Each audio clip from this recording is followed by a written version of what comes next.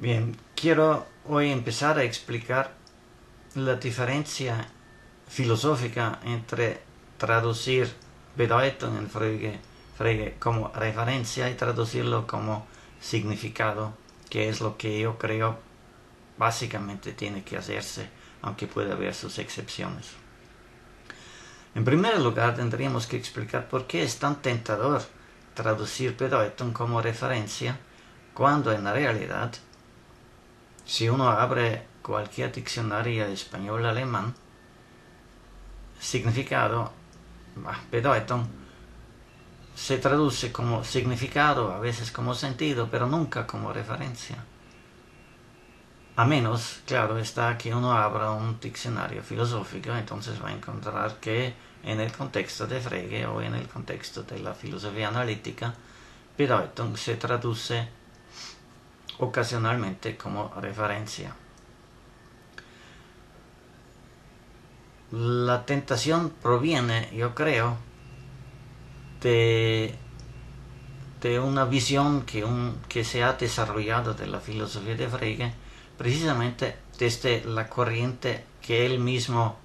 creó en cierto sentido sin saberlo, o una corriente que se basa ampliamente en las enseñanzas de Frege,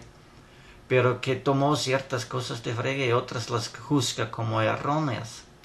como por ejemplo precisamente la diferencia que él hace entre sentido y referencia, o sentido y significado. Y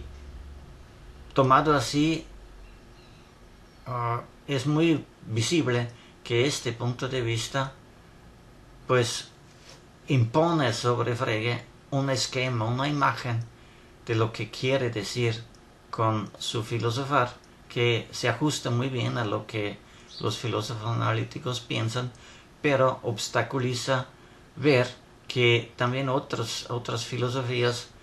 tienen igual derecho a basarse en ideas de Frege, y en estas filosofías quizás esos problemas que surgen cuando uno trata de ver el problema de sentido y referencia no surjan así. Me refiero, por ejemplo, muy concretamente a la filosofía de Wittgenstein en sus años maduros. Bueno, habiendo dicho eso de manera muy general, tenemos que aclarar en detalle cuál es esa tentación. Y desde luego, precisamente donde Frege establece esa diferencia entre sentido y referencia, o entre sentido y significado, en su famoso artículo sobre sentido y significado, sobre sentido y referencia, dependiendo de las preferencias de traducción, él parece decir que lo que es importante para que una oración tenga un valor de verdad, que es lo único importante, bueno, no es cierto, no es lo único importante, pero es lo esencial para que una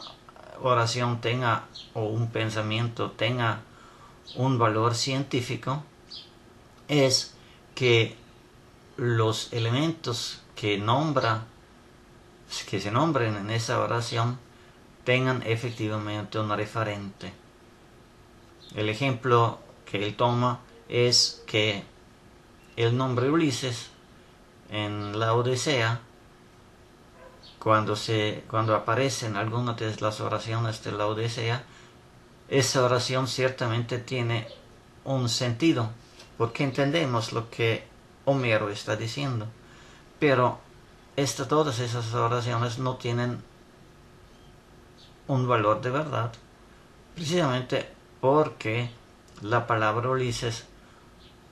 no se refiere a un objeto en el mundo real. Entonces, si esto se toma como lo esencial de la diferencia entre significado y sentido, es claro que parece mejor ajustarse a esta doctrina, decir que lo que tenemos que distinguir en un signo es el sentido que tiene el signo y el objeto al cual se refiere, por lo tanto su referencia. Esa idea se apoya adicionalmente porque efectivamente en alemán no muy bien hay un término que corresponde a referencia. Entonces podríamos bien argumentar que Frege, no habiendo un mejor nombre para hacer esta distinción que afortunadamente en inglés o en español podemos hacer, llamando eso lo que Frege quiere decir referencia, pues entonces debemos aprovechar eso, aunque es algo que a lo cual el propio Frege no haya tenido recurso. Bueno, aquí lo voy a tener porque hoy no me puedo concentrar. Hasta mañana, espero.